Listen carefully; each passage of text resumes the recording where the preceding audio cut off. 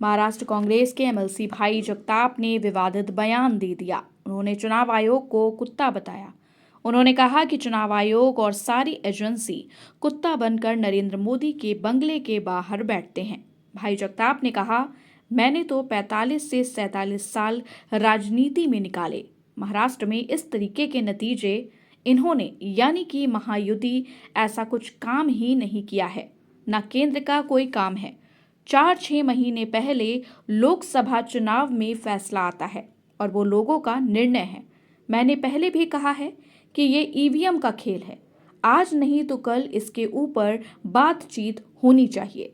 इतना बड़ा हमारा लोकतंत्र है तो उसके ऊपर अगर कोई सवाल उठता है तो बिल्कुल चुनाव आयोग और सरकार को जवाब देना पड़ेगा।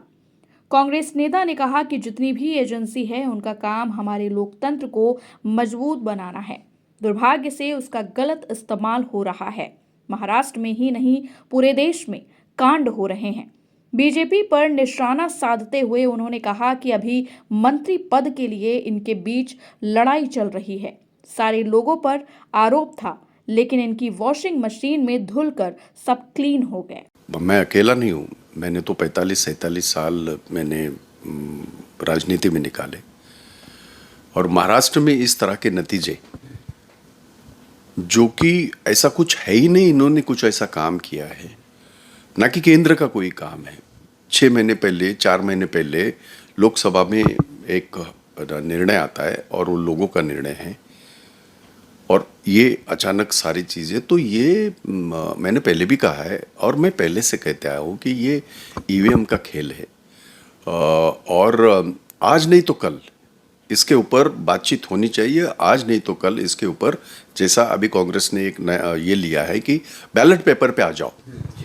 आप इतनी बड़ी हमारा लोकतंत्र है और विश्व में सबसे बड़ा लोकतंत्र है, तो उस लोकतंत्र के ऊपर अगर कोई सवाल या निशान तैयार होता है तो उसका बिल्कुल जवाब ये जो है इलेक्शन कमीशन है और सरकार को देना पड़ेगा। इलेक्शन कमीशन तो कुत्ते के नरेंद्र मोदी जी के बंगले के बाहर बैठते ये सारे जितनी भी एजेंसीज है जो